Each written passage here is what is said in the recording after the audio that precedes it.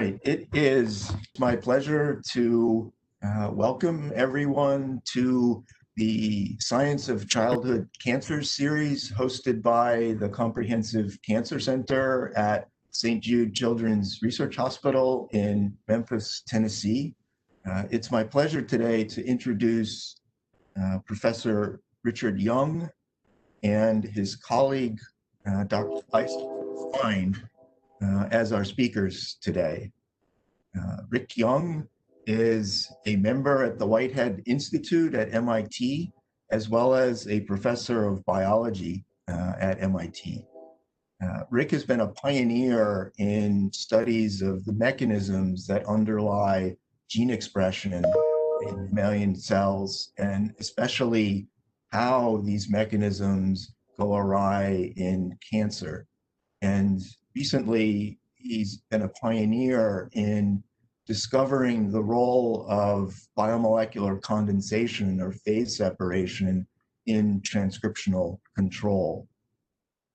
His colleague, Isaac Klein, is a medical oncologist in the Breast Oncology Center at the Dana-Farber Cancer Institute in Boston and is a researcher at the Whitehead Institute with Rick Young. And Isaac's research seeks to understand how gene expression is altered in disease, especially in cancer. And I have to note that Isaac is a true physician scientist.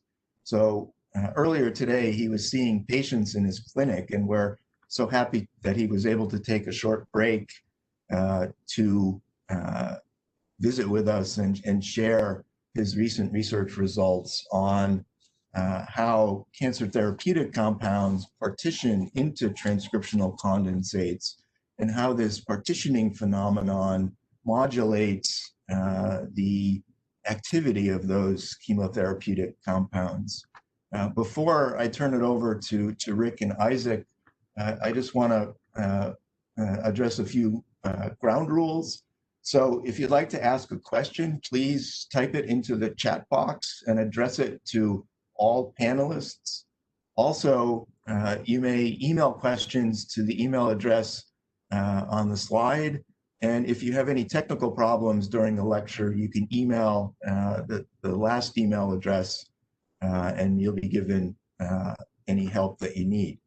If you don't have access to the chat box, do jot down SOCC@stjude.org.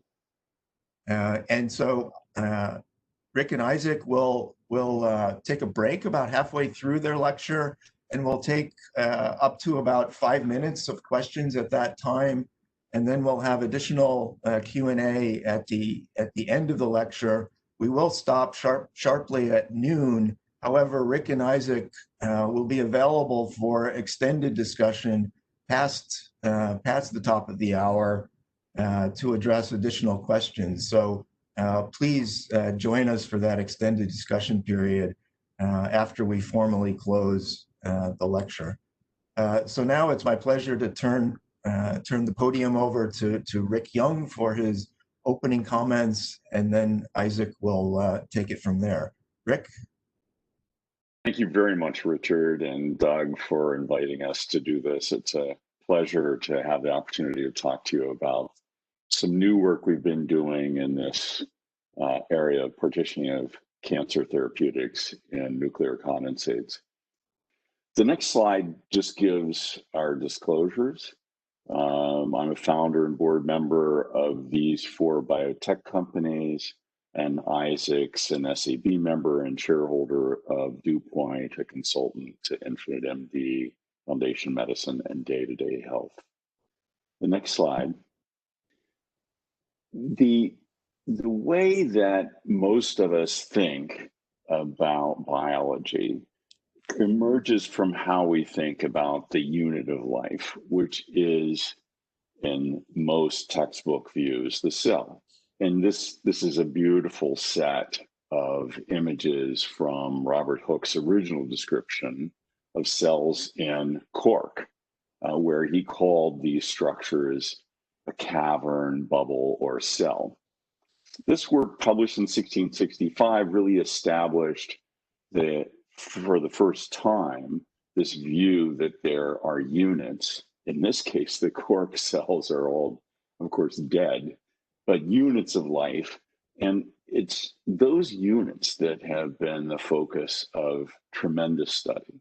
The next slide just allows me to remind you that the way that we have taught cells to pharmacologists and all other folks in biology is really from this perspective shown here on the cover of this molecular pharmacology textbook. Cells are compartmentalized into membrane-bound compartments.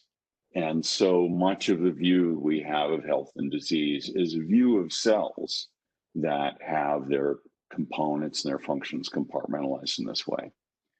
The next slide reveals that there's a new view of cells, and that is of cells that are not only compartmentalized by these membrane organelles, but by many non-membrane organelles. This is a short list of those so-called non-membrane biological condensates that have now been fairly well described in the literature. And so the next slide, what we like to think about then is what is the impact on the kind of biology we study of this new view of cellular organization. And I just want to point out that you would not understand a word I was saying. Conceivably, I'm not being very clear, but you would not understand a word I'm saying if it were not for a component of your neurons called the postsynaptic density. Density, so-called, because it's obvious in electron micrographs that this is the dense space that concentrates proteins that are essential for cognition. It's semi-membraneless. It is up against the membrane, so it's semi-membraneless. But we know that mutations in the proteins that are promoting the condensation of this PSD are associated with numerous brain disorders.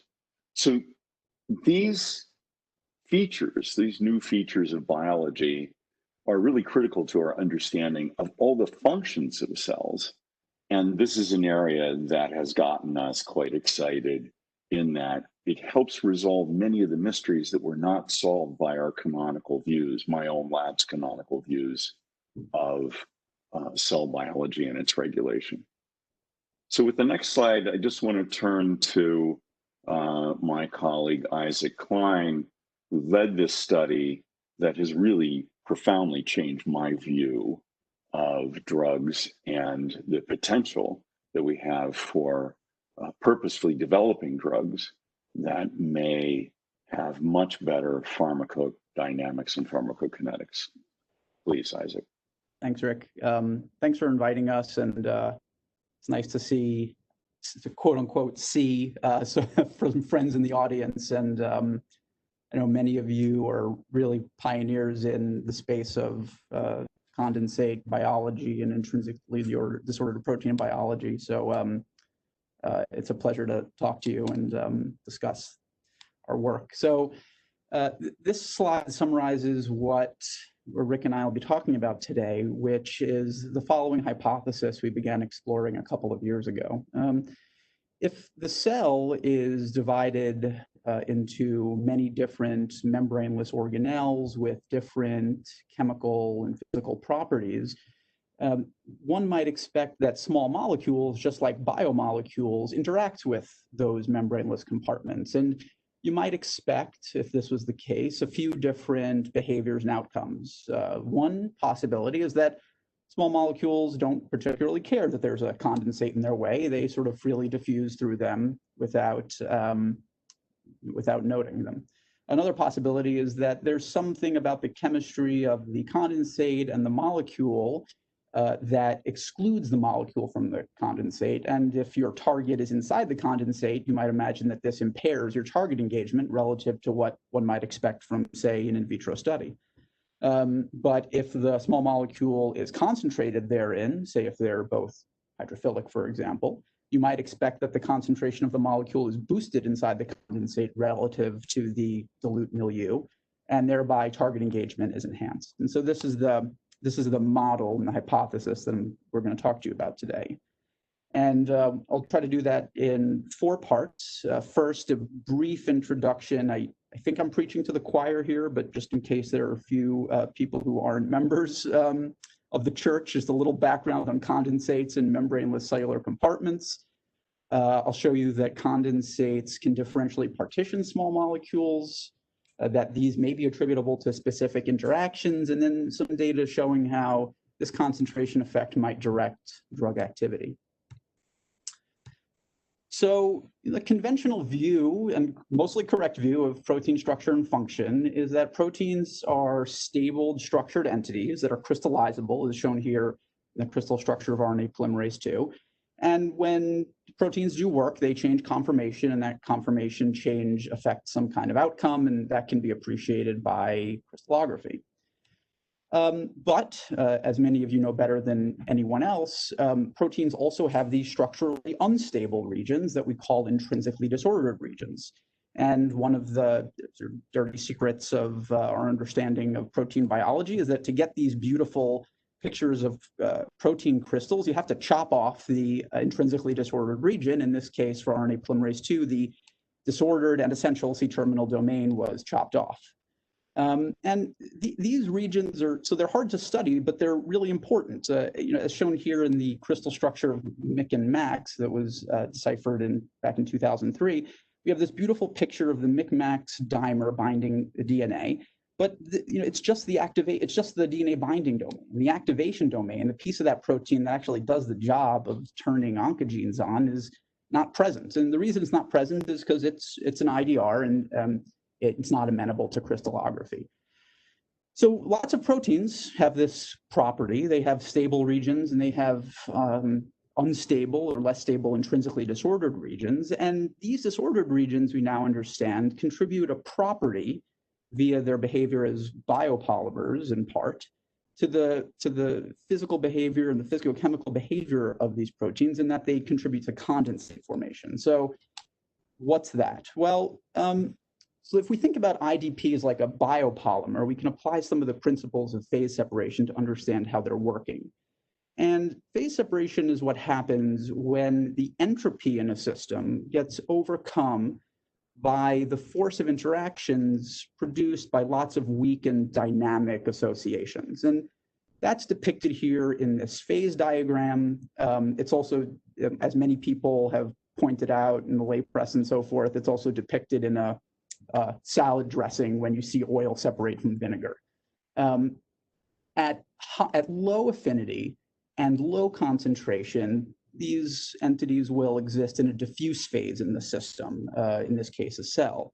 But when the affinity between molecules increases along the y-axis here downward, or the concentration increases, the force of interaction between those molecules will jump over a threshold, and spontaneous formation of droplets or condensates will occur where material is concentrated inside a condensate or droplet as compared to the dilute milieu. And I think the difference between proteins that behave this way, or regions of proteins that behave this way versus regions of proteins that are structured and behave in the traditional way is obvious from that behavior, in that structured domains have classical interaction characteristics. They're low valency, they're high affinity, there's a defined stoichiometry, the so-called lock and key interaction. But in contrast, these disordered or biopolymer-like regions, they have high valency, low affinity interactions. They're not stably structured. They're not a fixed conformation that can be crystallized. And one of the properties that gives is this stable, this flexible stoichiometry. And so this is what we're talking about when we talk about condensate formation in the cell.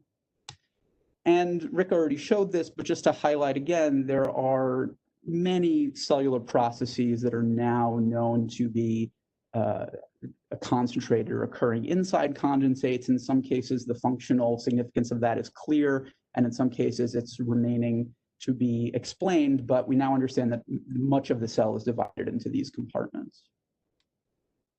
And so, why should we care that the cell is divided into these compartments? And I think we and others think that there are some mysteries that can be solved by this new emerging view. One is the question of compartmentalization. So if you've got 5 or 10 billion protein, RNA, and DNA molecules in a cell, how do they find their, as we say in the lab, how do they find their drinking buddies to get together and do the job that they need to? It's inefficient to search the entire cellular space. But this condensate model provides a mechanism by which partners with shared functions can be concentrated in one space for efficient execution of a biochemical process. And condensates are regulatable by virtue of modifications of their constituents. They can be dissolved or formed and partition other molecules. And this may shed light on how certain cellular processes are regulated and illuminate how some post-translational modifications function to regulate the interactions they're involved in. And then, again, many of you know this better than I and most people do, but IDRs are in many cases mysterious parts of proteins that can be difficult to study. And the fact that they can perform this function may lend some insights into how they're working in the cell and how they are dysfunctional in disease states. And more pertinent to today's talk, we'll discuss how this phenomenon might yield some understandings that open up a new set of targets for disease and introduce some therapeutic hypotheses that might benefit patients. And so just by way of a quick summary, condensate formation, this is a physical chemical property of polymers that occurs via phase separation. We're using these principles to understand how membraneless organelles are formed in the cell and how they behave. And this mechanism provides a cell with some regulatory capabilities in addition to those that are explained by conventional models alongside which this is operating. And what's shown here is just an example of some of the membraneless compartments that have been described in the nucleus by many fantastic labs, and just a brief display that gene expression, splicing, repression, RNA biosynthesis, these are just some of the reactions that are thought to occur inside membraneless organelles.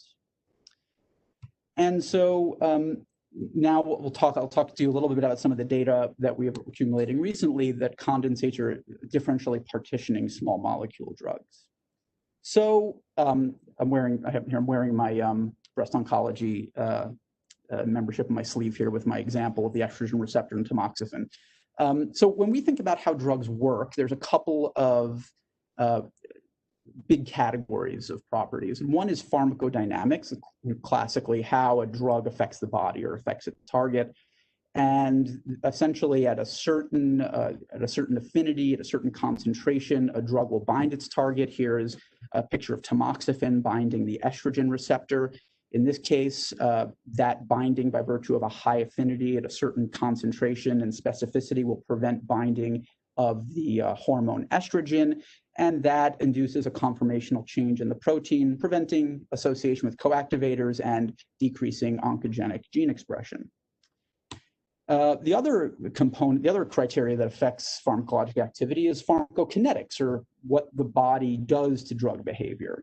And this is classically thought of in 4 components. Absorption. A person takes a pill, how much of it gets into their body, how much of it doesn't. Distribution. Where does it go? Is it in the bloodstream? Does it accumulate in the liver? Does it accumulate in the fat? So on. And I'll talk more about that in a moment. Metabolism. What does the body do to the drug? How does that affect its activity? And excretion. How is it eliminated?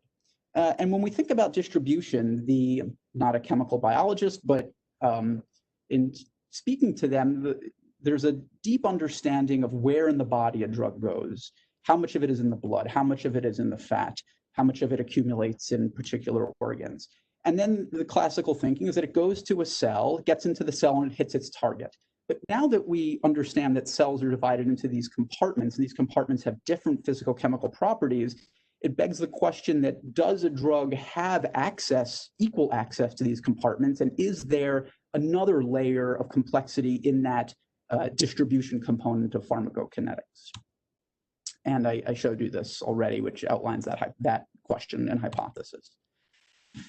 So we wanted to look at some cancer therapeutics because a lot of them hit their targets inside the nucleus, and that's sort of where the transcription action happens, which is our interest.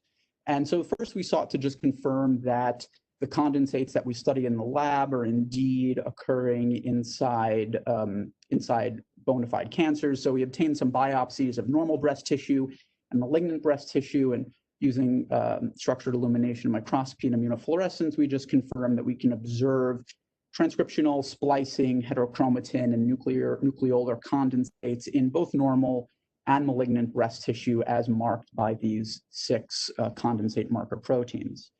And then one of the ways that we study condensates is by taking one of the proteins that forms the condensate, what we call scaffold, and traditionally this is an intrinsically disordered protein that governs the formation of the condensate in the cell.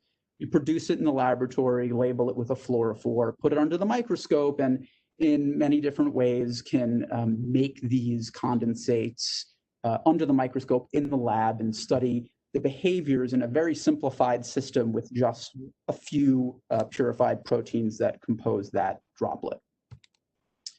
And so now now that we have identified which condensates we're interested in studying and produce these proteins, we can start asking how small molecules are behaving therein, starting with some fluorescent dyes because we can see them. And so we have this system where we simply take a protein that forms a particular condensate, make a droplet, add our small molecule, put it under the fluorescent microscope, visualize the droplet, and then just say, okay, how much signal is inside the droplet of the molecule and how much signal is outside, and then we calculate enrichment ratios. How much more is in the droplet than you would expect if the molecule was freely diffusing. And so first we started with fluorescein, which is a dye, no therapeutic activity. You're all familiar. And as you can see, when we look at these 6 reconstituted condensates, we see that fluorescein seems to freely diffuse through them. And by freely diffuse, I mean that the signal of fluorescein is the same inside the droplet and out. And that's quantified here in an enrichment ratio, which for this dye is 1. And we got similar results here with another dye hoaxed and 4 kilodalton dextran. So we conclude from this that some selection of small molecule dyes at least seem to freely diffuse through these condensates in vitro. Then we asked if we could use this system to explore maybe some unexplained behaviors of clinically active drugs. And the first thing we turned to, frankly, because it fluoresces under the microscope and it's a drug that's been used in the clinic, although decreasing in the last several years pretty dramatically, is mitoxantrone, which is a DNA intercalator. And it has this weird behavior where even though it targets DNA generally, it accumulates in the nucleolus, and a picture of that is shown here. And the explanation for this has been elusive, why it would go in one particular place in the nucleus despite targeting DNA generally. And so when we add this fluorescent drug, not modified, it's intrinsically fluorescent via this heterotricyclic form that it has, we see that it doesn't behave like one of those small molecule dyes. It has this differential partitioning behavior where it gets concentrated inside MED1 condensates, not in BRD4, not SRSF2, which is the splicing condensate, not H2N alpha. And then it also gets into NPM1 and Fib1. And the reason this caught our attention is because that's NPM1 and Fib1 are the nucleolar proteins, and that's where mitoxantrone concentrates in the cell. So we wondered, could this in part be explaining its ability to concentrate in the nucleolus? Could it be partitioning in the cell? So then we turned to study some other small molecules, and we first focused on DNA intercalators. And the reason is because it provides this nice natural experiment where DNA is all over the cell. If a small molecule hit every component of DNA equally, you would expect it to equally distribute throughout the nucleus. And so you have a target that should be present in all these nuclear condensates. And we started with cisplatin, which is a member of a class of chemotherapeutic drugs that is used to treat about 20% of cancer patients over the world. So it's very commonly used drug, or a member of a class of very commonly used drugs, and it can be modified to be fluorescent. And when we add it to our parallel in vitro partitioning assays, we see that it also has a different behavior than the small molecule dyes that we studied. It preferentially concentrates in MED1 condensates, but doesn't seem to concentrate in any other of the condensates tested. We expanded this to study several other drugs, some fluorescently modified and some naturally fluorescent. We looked at LTX1, which is a tamoxifen analog with equal effectiveness to tamoxifen, but just happens to be fluorescent by its own accord. It binds the estrogen receptor, and it interestingly concentrates into MED1 condensates, transcriptional condensates, but no others. JQ1, which you're all probably familiar with, which is a BRD4 inhibitor, has a different behavior where it concentrates in MED1 condensates, BRD4 condensates, and MPN1 condensates. The reason this is particularly interesting is because these BRD4 condensates actually don't contain the bromodomains that JQ1 binds to. It's just the intrinsically disordered region. And if we have some time later, we'll talk about some of the implications that this might have for understanding how transcriptional drugs might be working. And then we looked at THZ1, which is a CDK7 inhibitor, and this also has a different pattern from JQ1 where it concentrates in MED1 condensates. And the reason this compelled us to move forward is because, interestingly, all of these either clinically useful or clinically studied drugs are all concentrating in the compartment in vitro where their targets are expected to lie in the cell. And just to drive home the point again, is none of these targets are present in these in vitro systems. Only the scaffolding proteins of the condensate containing the target are there. And so what I've shown you here is in vitro, we see some evidence that condensates can differentially partition some small molecule drugs. It might be a little, is this thing still on? I'm just kidding. It might be a little early to break for questions, but just to break up, to break up the talk a little bit, so get a little interaction, I thought we could pause there and see if anyone had anything to talk about for a few moments. Terrific, Isaac. Sabarusin Ambadi Todi has asked, how do you account for droplet volume when you do the partitioning measurements? Yeah, so all of the partitioning measurements that we are looking at look at the maximum intensity of drug inside the droplet relative to the intensity under conditions where the droplet is not present. We do these experiments very soon after droplet formation to prevent quite large droplets from forming. The reason for that is once that happens, you see some effects of differential diffusion of the small molecule inside the droplet, and the system becomes mature and more complicated. So the short answer is that we're simply looking at the maximum intensity of enrichment without taking into account the droplet size. Great. Great, thank you, Isaac. A few more questions. Seema Ansari asks, is there any DNA in these condensates? Are they monodispersed? So there's no DNA in these condensates. In a few slides, we'll look at some condensates that have DNA in them, and I'll ask for a definition of monodispersed. Okay, perhaps he'll provide that. We'll do a couple more. Michael Schwab asks, what properties change between the different types of condensates? That's a good question. It's hard if I can't ask a follow-up question. So there are a couple properties to think about: properties of the small molecule, and of course properties of the protein that's making the condensate.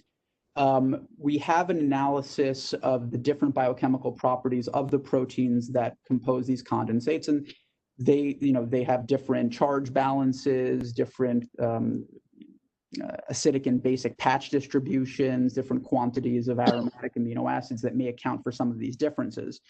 And then in terms of the property of the small molecule, we haven't looked at whether a small molecule behaves differently once it's concentrated therein.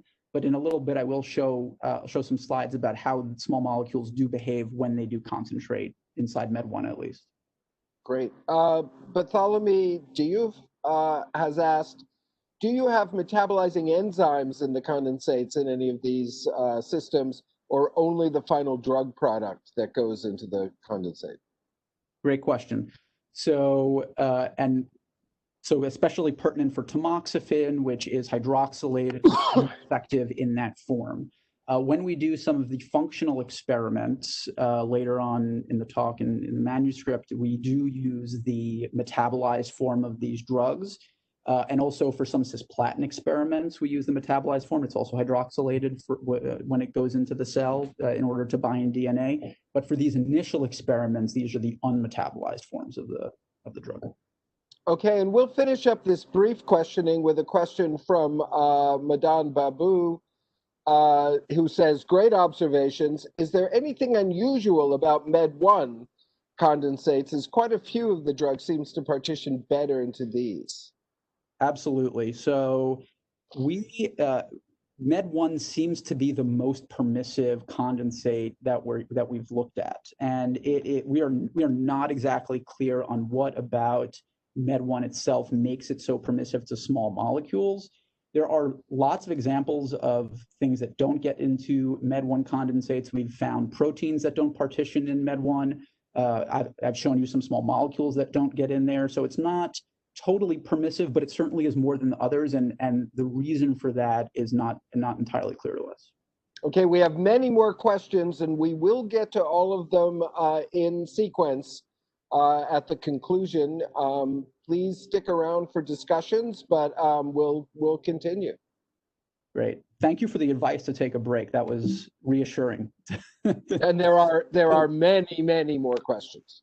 The Zoom lecture format is this can be disengaging. Thanks for everyone for sticking around and paying attention. So now we'll talk a little bit about how we're thinking about specific interactions mediating the small molecule partitioning. So trying to get at some of the mechanism here.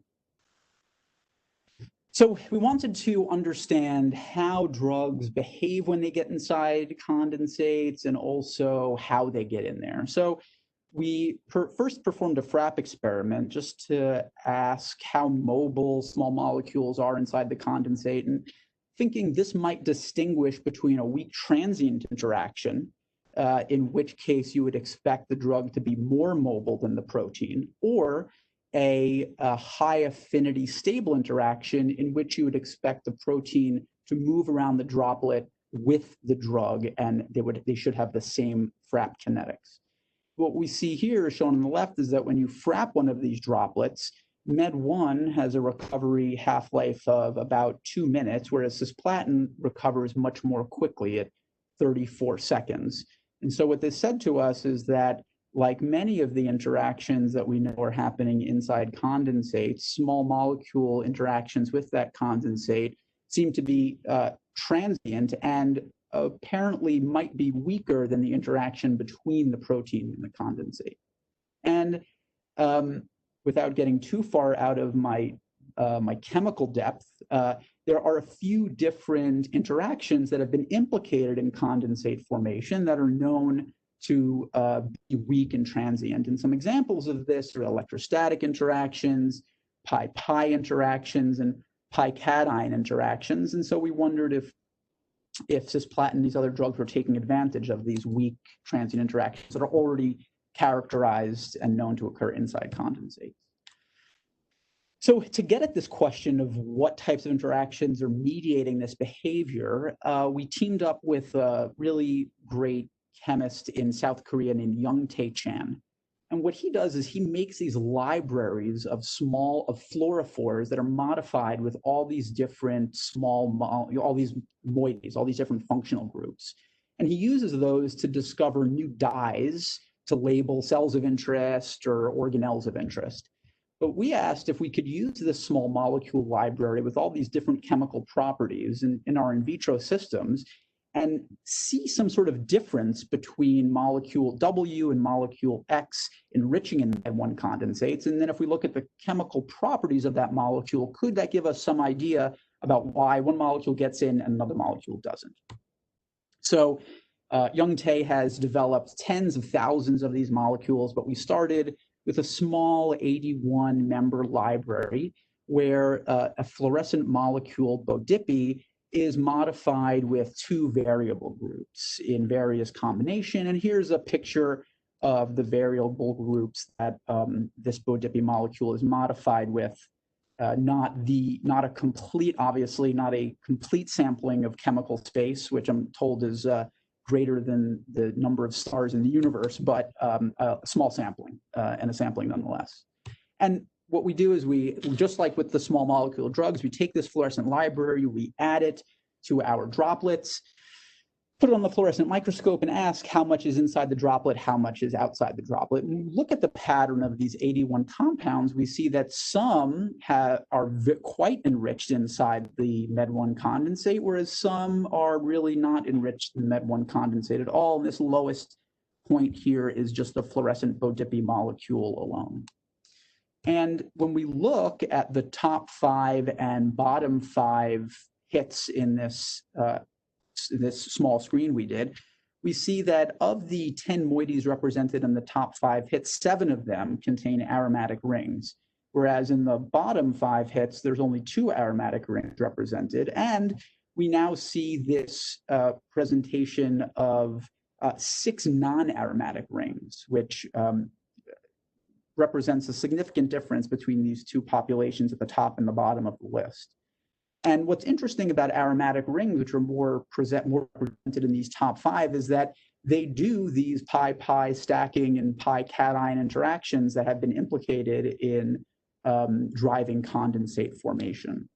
So that was sort of the first hint we had that some classic condensate, as classic as anything can be in that field, classic condensate forming interactions might also mediate the ability of a small molecule to concentrate inside a droplet. And so what can we learn from the protein side? Well, if we've now implicated pi-pi and pi-cation interactions in this property, we can then look at the intrinsically disordered region of Med1 and ask what types of residues might these molecules be interacting with on the protein side. And if you have aromatic moiety on the dye of interest, it might be interacting with another aromatic residue in the Med1 IDR, forming a pi-pi interaction, or it might interact with a basic residue, forming a pi-cation interaction. So we mutated all of the aromatic residues in the Med1 IDR, numbering 30, and all of the basic residues in the Med1 IDR, many more of them, numbering 114. And as one might expect from disrupting many residues inside a condensate-forming intrinsically disordered protein, this basic mutant of Med1 no longer forms droplets. So this and others, other interactions, notably the serines in Med1 discovered by Ben Sabari, used to be in the lab, I think is on the call. Hi, Ben. Eliminate the ability of Med1 to form condensates. But when you take the aromatic residues, we see that condensates still form, and that's shown here. And the reason this is interesting is because we now have found a separation of condensate promoting and small molecule partitioning properties.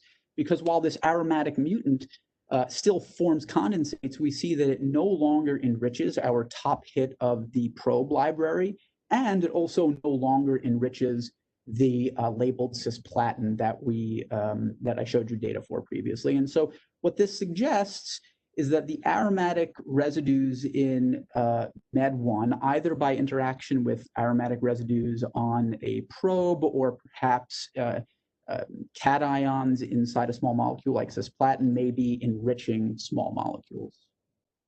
And so this, we believe, is the first hint that there are specific interactions that mediate small molecule partitioning, and importantly suggests that there may be some kind of grammar to this phenomenon where particular moieties or chemical properties mediate the ability of a small molecule to get into a condensate of interest. And one of our interests now is, of course, can this be understood and engineered to improve small molecule drugs? Okay, so function, of course. Does a target's condensate impact drug efficacy? So you might imagine, based on what I've shown you so far, two scenarios. One scenario is you've got a permissive or concentrating condensate where you have a target inside and a drug that binds that target.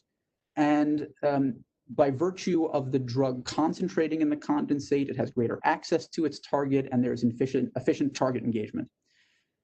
You also might imagine a non-permissive condensate that also contains a target of interest, but does not concentrate a drug. And in this case, it will not have access to the drug, will not have access to that compartment, and target engagement will be inefficient. So to ask this question, we turned to cisplatin, which I showed you previously concentrates in MED1 transcriptional condensates, but not in HP1 alpha heterochromatin condensates, even despite being present in both in cells and in vitro. So what we've done here is taken the MED1 IDR, mixed it with DNA, which concentrates inside the droplet, and mixed it with our cisplatin, and we see that they overlap with one another, all concentrating therein. And when we use HP1 alpha in the same system, DNA still concentrates therein, but now, as I showed you previously, cisplatin does not, and this property is not changed by DNA. And so based on this, you might expect that if cisplatin has access to this compartment, it should be able to platinate the DNA contained in the MED1 condensate and be unable to platinate the DNA contained in the HP1 alpha condensate because the target is protected. And what we've done is added activated cisplatin to this assay in various concentrations from 0 to 2 millimolar in both the context of MED1 condensates and HP1 alpha condensates, purified the DNA, and then run it on a bioanalyzer where the presence of platinum groups on the DNA will retard the mobility of the DNA on the bioanalyzer column. And what you see here is that at lower concentrations of cisplatin, MED1 is robustly, DNA contained in MED1 condensates is robustly platinated, whereas the DNA contained in HP1 alpha condensates is less robustly platinated, suggesting that the ability of cisplatin to access the condensate in which the target lies relates to its ability to engage that target. Can we look at this in cells? Visualizing small molecules in cells is very tricky business, one that we're sort of tackling now.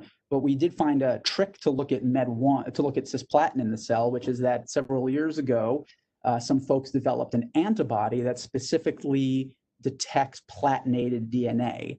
And so we use this in a co-immunofluorescence experiment with antibodies against various nuclear condensate scaffolding proteins.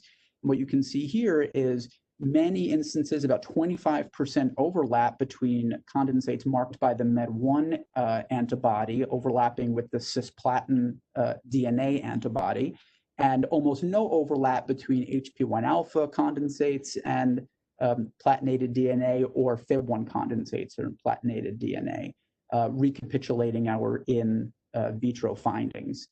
We also combed the literature and found an experiment where they were able to pull down cisplatin associated DNA. And in this case, we reanalyzed it, asking on areas of the genome where MED1 is highly enriched and expected to form condensates, do you see a higher association of platinum agents with that DNA? And indeed, one does see a significantly higher amount of cisplatin there as opposed to areas where MED1 is not expected to load and form condensates. So we conclude from this that in cells, the ability of cisplatin to concentrate in MED1 condensates may be contributing to its localization, ability to bind DNA, and its effect on the cell. So you might imagine that if a small molecule is partitioning specifically into a condensate of interest, it might have a differential impact on that condensate. So we took an HCT116 cell line and endogenously tagged all 6 nuclear condensates that we're studying. I'm showing you 3 of them here. and then expose them to cisplatin for a longer period of time to ask what the ultimate consequence of that concentration was. And what we see is that in this experiment, MED1 dissolves the MED1 condensates in the nucleus of the HCT116 cell, but seems to have no effect on HQ1 alpha condensates, and perhaps an effect of actually boosting the condensation of Fib1, perhaps via a stress response in the cell, but doesn't dissolve them. And so this suggests that not only can cisplatin preferentially access the genome in areas where it's associated with MED1 condensates, but may have a differential impact on the areas where MED1 condensates are formed. And we can also observe this by looking at the consequences for MED1. Based on the imaging, you would expect MED1 to no longer load the genome on areas where it was significantly associated once treated with cisplatin, and that's exactly what we see. At super enhancers, which bear these MED1 condensates, cisplatin eliminates MED1, and you can see that here in this screenshot of MIC, where MED1 loading is eliminated by cisplatin. However, at a typical enhancer, which we don't think has the same condensate characteristics as a super enhancer, we see no effect of cisplatin in the amount of MED1 loaded. And in terms of what this might mean for the effectiveness of cisplatin, we think that this may shed light on why chemotherapeutics and lots of drugs have differential effects on a cancer cell as opposed to a typical cell. It doesn't immediately make sense why a general poison should kill a cancer cell and not a regular cell. And there's many reasons that this has been proposed, but possibly contributing to this is that we know that tumor cells become dependent on super enhancers. We've previously shown that those are likely to be phase-separated condensates, and if they are concentrating these poisons more than other areas of the cell and perhaps more than other cells, then you might expect them to differentially kill those cells, providing the therapeutic logic for the therapeutic index that we do see with these general toxins in patients. And so how do we see these new insights impacting drug discovery moving forward? So based on the experiments I showed you, mutating the MED1 protein and looking at the library of modified fluorophores, we think that there may be a grammar or rules for drug biomolecular condensate interactions. And hopefully we can dissect these rules and understand what modifications of small molecules will encourage access to a compartment where a target lies. And in a perfect world, we will be able to engineer small molecules to access a compartment of interest. Such engineering you might expect to optimize partitioning and optimizing target engagement, potentially even impacting side effects by eliminating off-target binding. We think some of these assays, as many of you already know and probably are looking at, might be new ways to screen for small molecules that either access a condensate of interest or dissolve a condensate of interest. One particularly appealing possible implication is the idea that if you can modulate the concentration of a small molecule in a cell in various small subcompartments, you might be able to actually start hitting some undruggable proteins. Undruggable proteins aren't really undruggable. You just need very high concentrations of drugs in order to bind them. Now, if you're able to get a high concentration of drug in one particular part of the cell, could you start thinking about binding some of these difficult to target intrinsically disordered proteins? And we think this also has implications for new mechanisms of drug resistance. I have a few slides here about drug resistance I can show, or if I think we might be running out of time, so we can take questions instead. But we hypothesize that alterations to the condensate in which a target lies might impact the ability of that drug to access and engage its target and effectively treat the disease of interest. Of course, thanks to Rick for wonderful mentorship and collaboration on this. This was all done in collaboration with a postdoc in the lab, Anne Boisia, who is my co-first author with me on this manuscript and an equal contributor, and also Lena, Susanna, Alessandra, and many others. And we collaborated with many labs to do this job. Nathaniel Gray was a chemist at Dana-Farber, modified many of the small molecules for us for study in cells and in our in vitro systems, worked with Tony Hyman, Phil Sharp, you both know well, I'm sure, and Arup, who's a physicist at MIT, Young-Tae Chan, a chemist in South Korea, and Dylan, an expert on the mediator complex, who purified whole mediator complex for our use for some of the experiments I haven't shown here. And I can take some questions, and if we have time, we can talk a little bit about drug resistance too. Thank you. Thank you. Thank you so much, Isaac and Rick.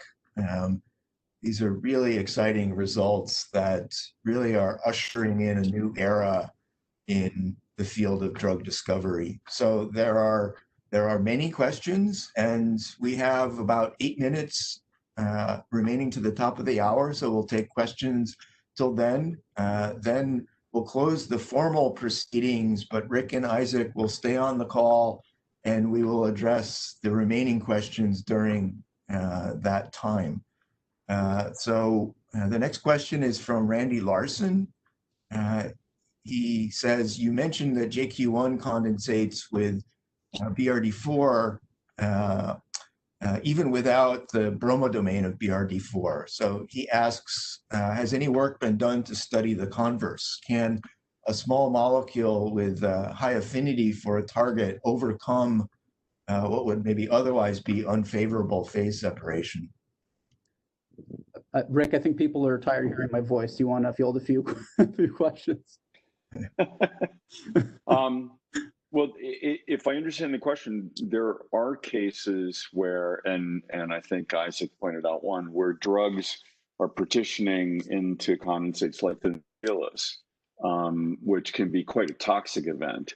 So one of the things that we've been alerted to by this kind of preferential partitioning property is that one might have very nice high affinity drugs that once in cells don't fully occupy their targets. And when you talk to professional medicinal chemists, they all have an example where they've developed some compound and it mysteriously, once in cells, just never gets to occupy sufficient levels of the target to do what they'd anticipated based on the pharmacodynamics of the drug. Okay, great. The next question is from Garrett Ginelli. It seems like most of the drugs partition into MED1 condensates as opposed to other scaffold, those formed by other scaffold proteins. Are there specific sequence properties of MED1 that are not present in the other scaffold proteins? It's an interesting question. You know, the MED1 IDR is an especially large domain. It's larger than many, the average size of proteins. It has serine patches in it that are important for promoting condensate formation. It has basic residues that play a role. I think the answer to that question is we don't really know yet why MED1 seems to be in these droplet assays more promiscuous with respect to absorbing lots of small molecules. But one way to think about that is that these small molecules have been selected for their efficacy, either in patients or in preclinical models. And so they may have already been selected for preferential concentration within these transcriptional condensates, which in a dysregulated cancer cell will form these large superenhancers at their oncogene drivers. I think that's a very important point, Rick, is that this drugs used in the clinic may have already been selected on the basis of their ability to partition into condensates without anyone knowing that.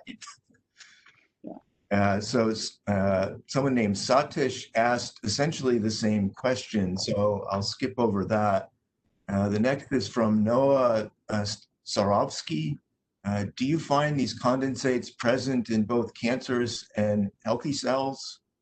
And are some only found in cancer versus healthy cells? I have a slide showing a little bit about this I can share.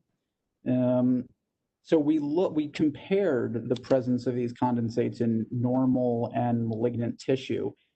We did that for both normal breast tissue and estrogen receptor positive invasive ductal carcinoma, as well as normal colon tissue and transformed adenocarcinoma. And in both cases, we can see these condensates form, at least by immunofluorescence, we can see these form in both normal and transformed tissue. And we actually don't see any significant differences between the size of the condensates, at least in these cells. I think it's an interesting question in a transformed versus non-transformed cell if other properties of the condensate will be altered, and I think they very well might be, but at least in terms of size, you don't see any major differences. And we wouldn't necessarily expect to see any difference in size, because in a transformed cell that has acquired a super enhancer and a new transcriptional condensate, for example, you wouldn't necessarily expect the amount of MED1 to change, but you might expect the distribution of it to change. So I think it's still an open question about regarding whether there's a difference in behavior of these condensates between the transformed and normal state. Thank you, Isaac. So the next question is from Sabarasan Ambadi Todi. He asks basically the same question that was asked earlier about the specificity of partitioning into MED1 condensates. So I won't ask you to answer that question again. He does ask a second question, though, which is, how does the partitioning change when you add more than one drug molecule? Is there maybe competition between different drug molecules with respect to condensate partitioning? I can show a little bit of that as well, or at least getting that question somewhat. So we haven't done experiments with two different. We've done some experiments with two different molecules in an effort to get at a related but slightly different question, which is the concentration of a small molecule in a condensate saturatable? And the answer is that, at least in the case of cisplatin, we think it is. When you have a labeled version of cisplatin, as shown here, and you start adding a higher and higher concentration of unlabeled cisplatin at an excess of 20-fold of the unlabeled compared to labeled cisplatin, you start to see elimination of the labeled cisplatin from the MED1 condensate, suggesting that small molecules can indeed compete for space within a condensate. And that's what you would expect if there were specific interactions at play in the concentration partitioning effect. And interestingly, this is not something that's transplatin, which is a related compound with a slightly different structure that has lower polarity and might not be expected to interact with the same residues in MED1. At these high 20 and 100-fold excesses of unlabeled transplatin, you don't see the labeled cisplatin being eliminated from the MED1 condensate. So based on this, we do think there's some degree of specificity and some degree of competition. And I think this says something about sort of a drug niche being present inside these condensates that can be accessed and filled. Great, thank you, Isaac. So it is now the top of the hour, and it falls to me to officially close the proceedings. So I'd like to again thank Rick Young and Isaac Klein for really stimulating presentation. There are probably 20 or 30 questions in the chat box that we still have to get through, so please stay on the call. Before closing, I'd like to announce upcoming lectures. So on October 29th, there'll be a lecture entitled Harnessing Lineage Plasticity for the Treatment of Neuroblastoma, presented by Ronnie George from Harvard Medical School and Dana-Farber Cancer Institute. And then on November 5th, my colleague at St. Jude, Paul Thomas, will present a lecture entitled Organized Destruction and Destructive Organization, the Diversity of Immune Responses Toward Tumors and pathogens. So again, thank you, Rick and Isaac, and we'll now move on to the extended discussion period. The next question is from Naftal Niram Anzi. Hope I didn't butcher that too badly, asking, saying that condensates contribute, so do condensates contribute to drug pharmacodynamics? Have you studied if those condensates can lead to the generation of new diseases also? Your thoughts on that, Isaac?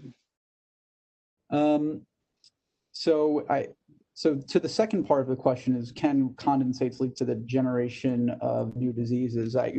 We are interested in understanding how overexpression of certain proteins can contribute to both the drug resistance and the disease state by virtue of forming new or altered condensates.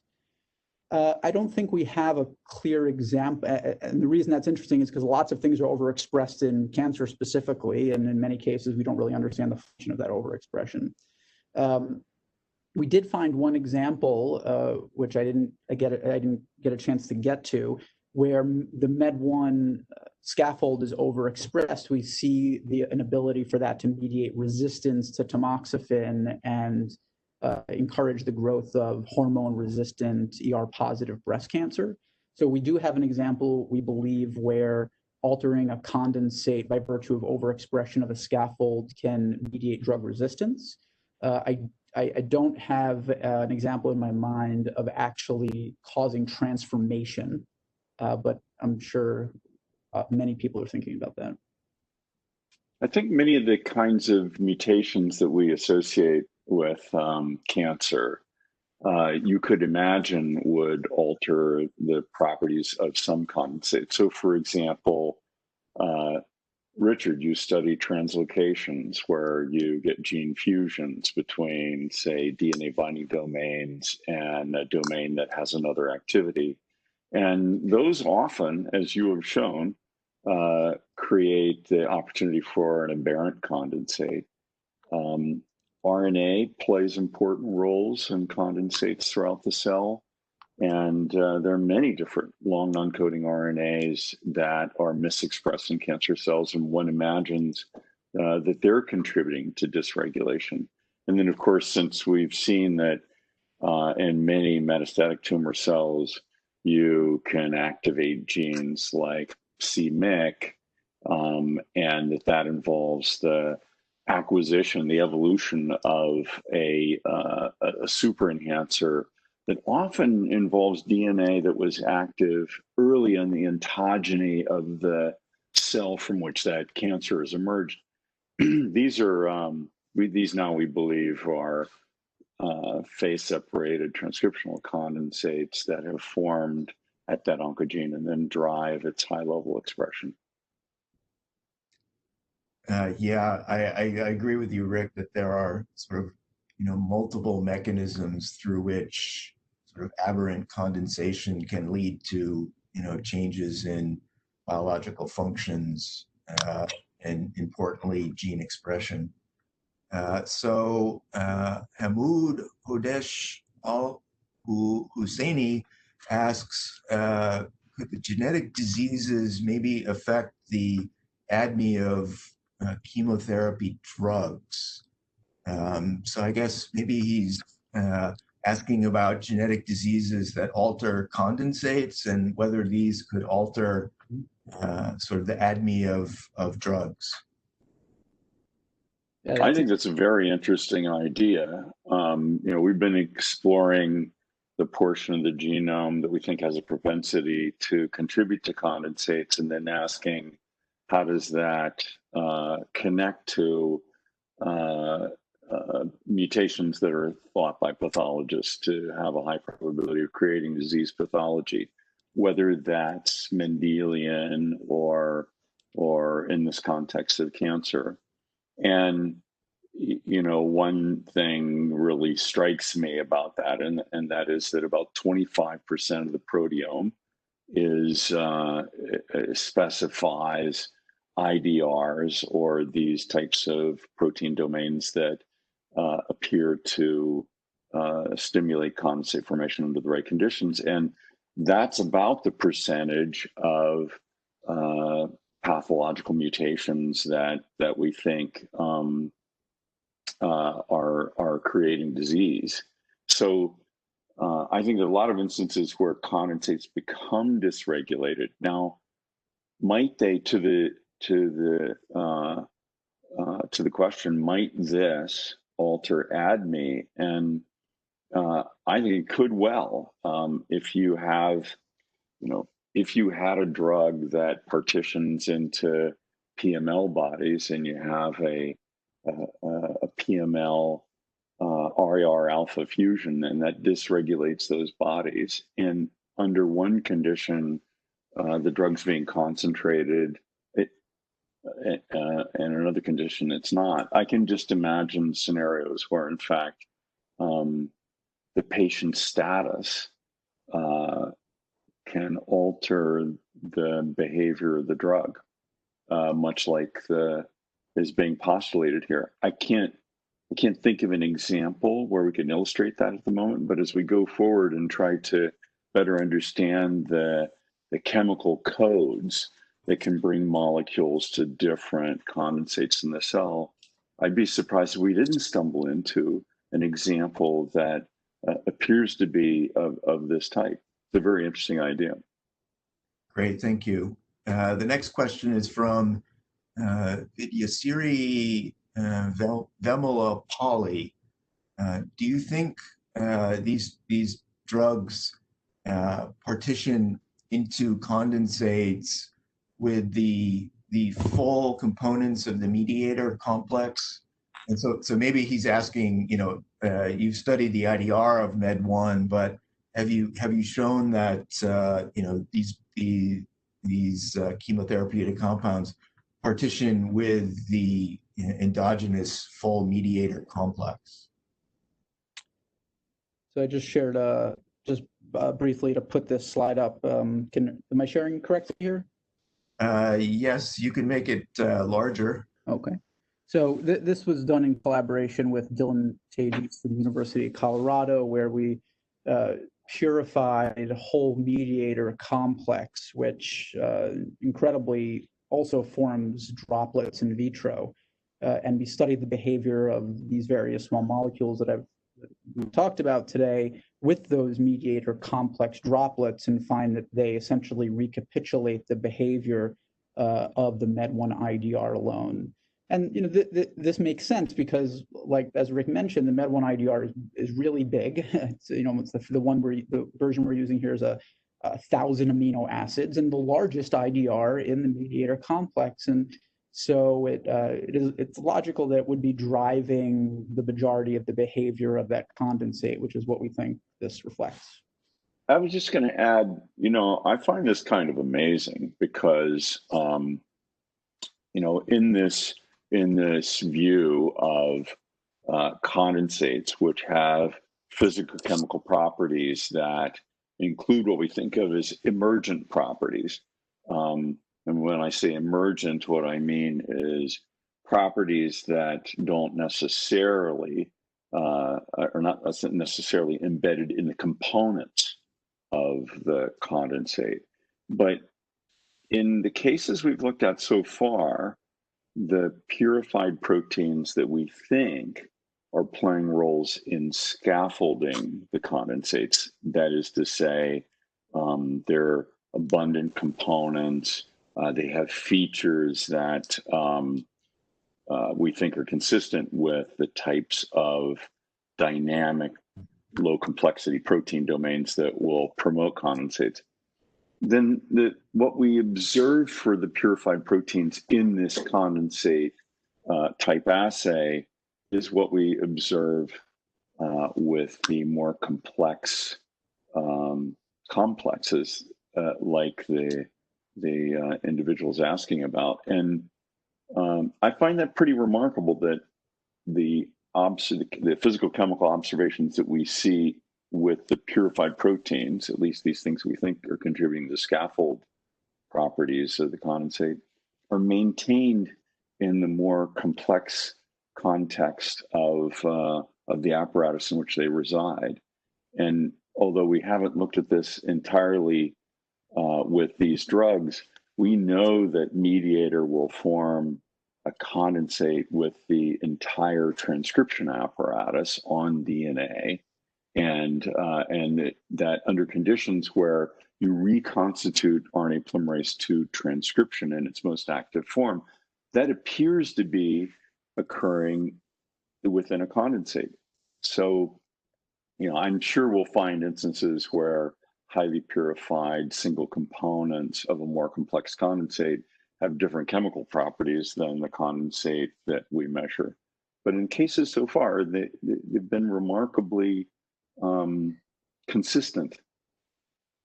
Yeah, it's quite amazing. I mean, the concordance between your in vitro and cellular results really provide strong support for, the mechanistic model that you have presented. So the next question is from Bartholomew Diouf, and it is, what is the role of condensates in drug function? Are they just where drugs are stored, or do they help to activate a drug, or a place where, or is it possible that there are places where drugs are inactivated in condensates?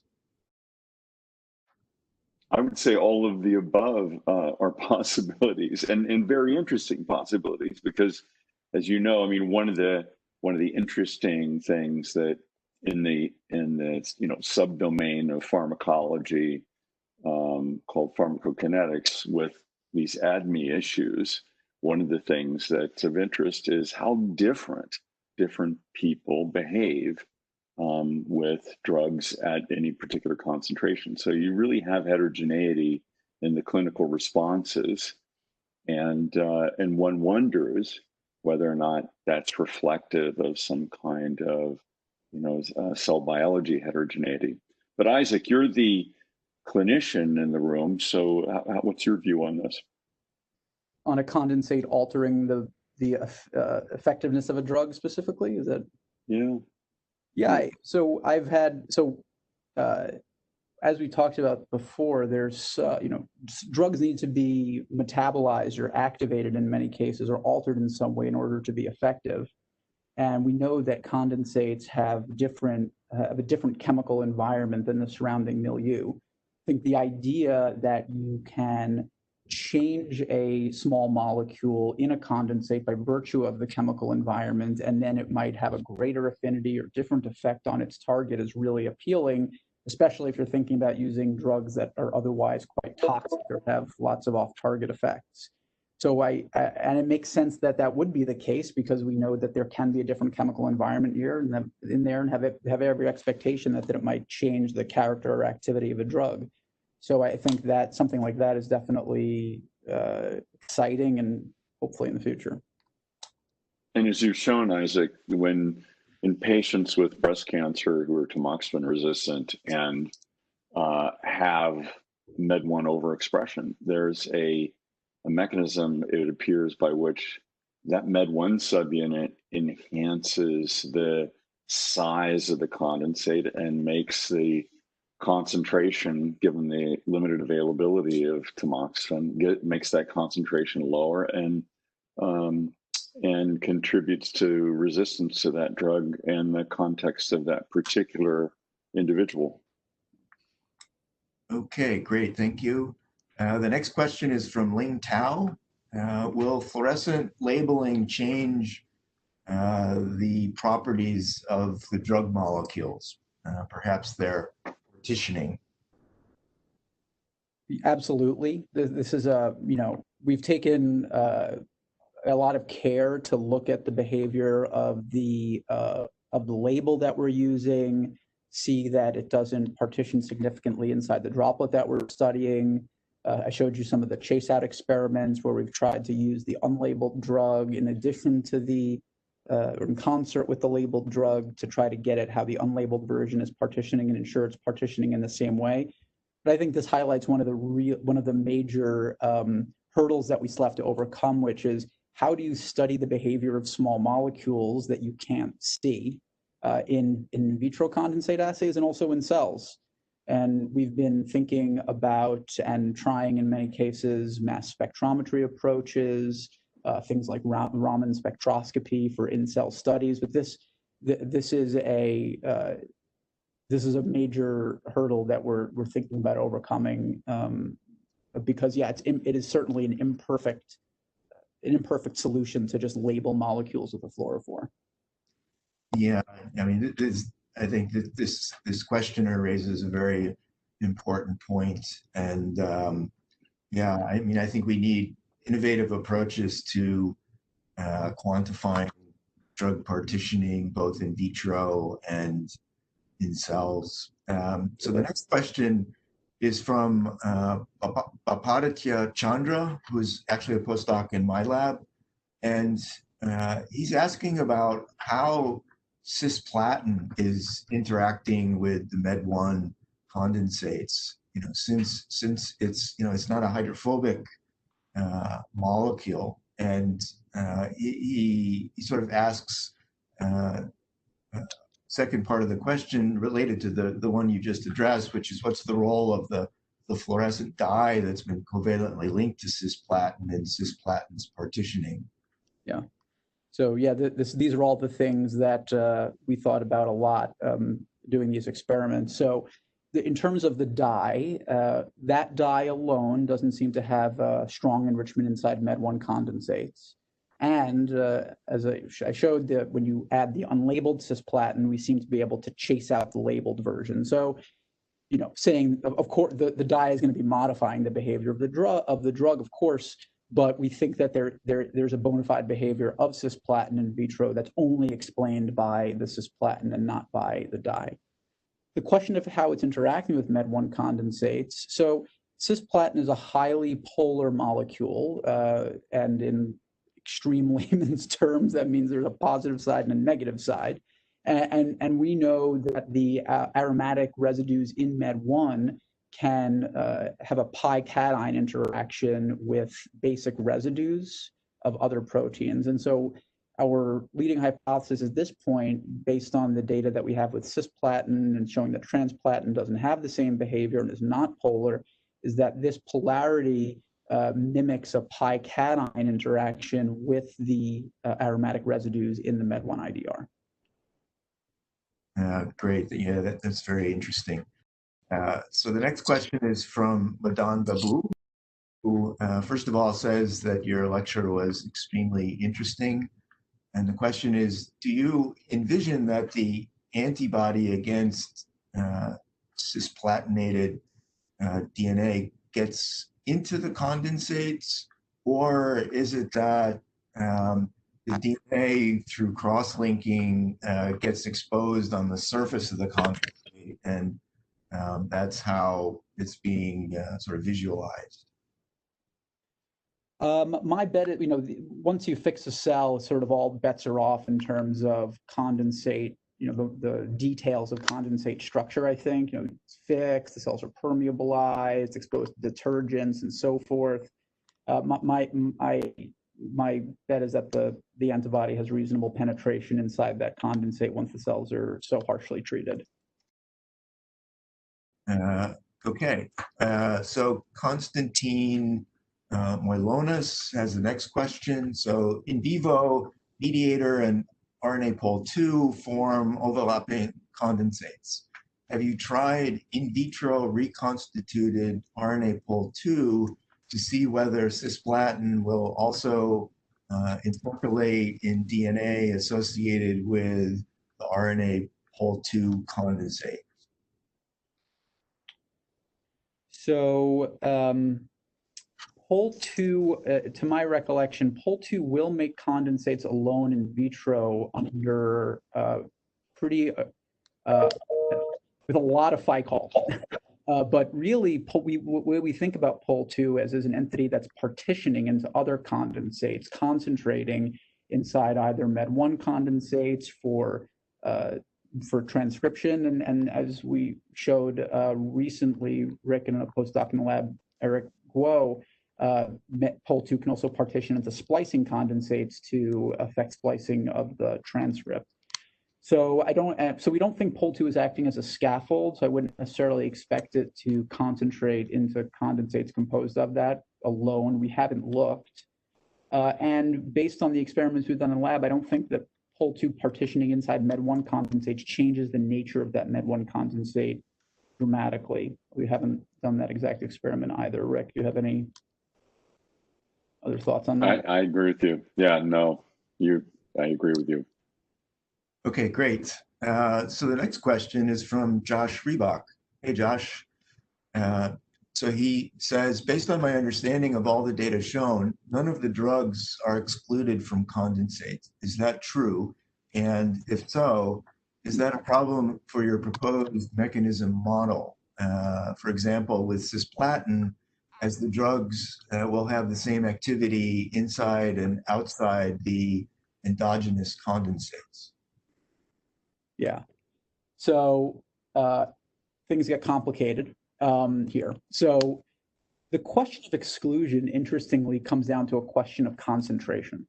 And I haven't shown any of this data, but when we've looked at drugs at much higher concentrations, we can start to see exclusion from condensates in vitro, which makes sense given that we have data that lead us to believe that there's a saturatable niche inside the condensate for a drug to engage with. So if the drug reaches a certain threshold, that niche is occupied and you can get quote unquote exclusion. Now, at the concentrations we've looked at, and we think at physiologic concentrations, we haven't seen examples of exclusion. That's 100% correct. I don't think, and so that piece of our hypothesis, we were unable to find any evidence for. But I don't think it poses an issue for our understanding of how this happens, because even if a drug freely diffuses through a condensate, when it's concentrated therein, you'd expect it to engage its target much more readily, which is what we see with cisplatin. So it's not that that DNA inside H2N alpha condensates is unplatinatable. It's just that the rate of its platination seems to be much lower than when the drug is concentrated therein. So I think this question of exclusion as it relates to concentration is a difficult one to get at. But it's true. We haven't seen physiologic concentrations of drugs that we're looking at. We haven't seen any evidence for that yet. Okay, moving on. So the next question is from my colleague in chemical biology here at St. Jude, Taosheng Chen. You showed that the compound induces selective loss of the condensate. So that was MED1. How is the composition and half-life, if there is any, of a condensate regulated in the absence of a compound? Rick, you want? Yeah. So I have to go in 1 minute. My apologies. Yeah. So and Isaac, don't hesitate to jump off. I'll handle the rest of it as well as I can. Thank you for having me. This was fantastic. Thank you, Isaac. We greatly appreciate you taking time out of your busy clinical schedule to really spend time today. Thanks Great. again. Thank you and goodbye. Thanks. Some of the normal cellular condensates, like nucleoli, exist as long as you're making ribosomal RNA. So as long as you're in interphase. Others are like these transcriptional condensates we study. They consist of the mediator, coactivator, and RNA polymerase II and its cofactors. They typically have half-lives of only a few minutes. Some of them can be even more transient. And then some of them, like the superenhancer condensates, are many, many minutes. But it's over that, in that time frame, there's a relationship between the size of the condensate and its half-life. The larger the condensate, the longer its half-life. And the larger the condensate, the more transcriptional output. So yes, these are very dynamic entities that form and dissolve. And you look at them in live cell imaging, and it's quite beautiful. It's like stars twinkling. They just come on and come off. Yeah, I mean, I know from your past studies for example, with Ibrahim Cissé, you've shown how the dynamics of transcriptional components are, changed depending upon what components are present in a condensate. And it's all about sort of sustaining the presence of a key set of components in order to sort of fire off RNA pol 2.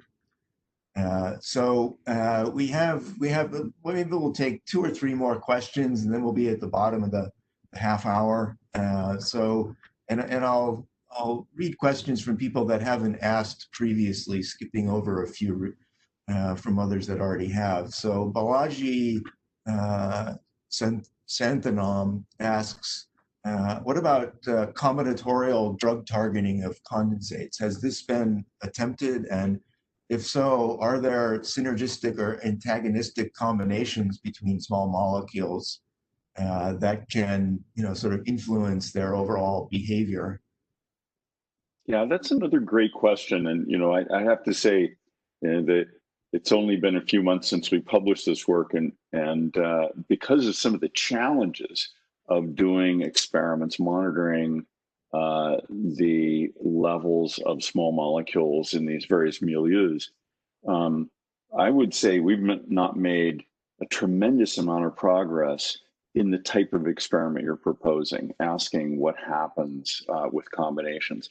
That said, many of our colleagues who are interested, for example, in degrader strategies and would like to find an explanation for why some of their bifunctional compounds that reach out to a target and also reach out to an E2, E3 ubiquitin ligase, want to understand whether or not the ability of their molecules to partition into condensates or not are influencing the rates they see with various components. So it's actually inspired lots of questions like the one you ask, including, can we create drugs? And actually, Charlie Roberts writing one of the best summaries of this work I've ever seen, of any work I've ever done, is Molecular Cell commentary on this 2 months ago,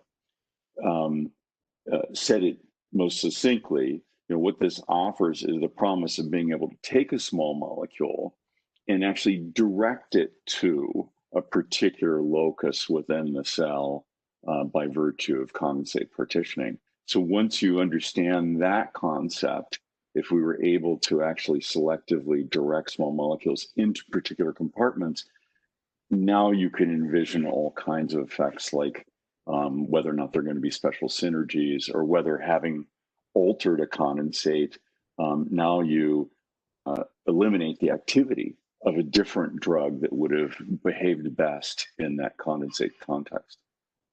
Yeah, that's an amazing idea, actually. We'll take one more question. There are others. I've tried to capture them, and I'll paste them into a Word file, and I'll send them to Rick and Isaac. I really don't want to take much more of Rick's time. So the last question is from Beta Ports. He says, great talk, first off, and I'm sure we all share that view. Have you examined drug partitioning into condensates that have been allowed to mature or ripen? Does partitioning change as a function of time and/or drug, or do drug dynamics change as measured, for example, by FRAP?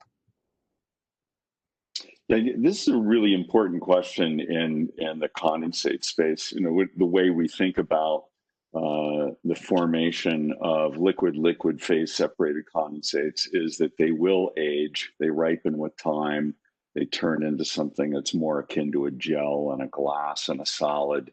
And those should affect the partitioning properties because of the dynamics. But we've actually not done the experiment yet. It's something we're very interested in, as are we interested in the possibility, as proposed by Tony Hyman and others, that they're chemical hydrotropes. And in the context of a dynamic cell with non-equilibrium phenomena going on, what does happen when you have non-equilibrium biophysics playing a role in the liquid-like behavior and the dynamic behavior of these condensates. These are all kind of frontier questions for us.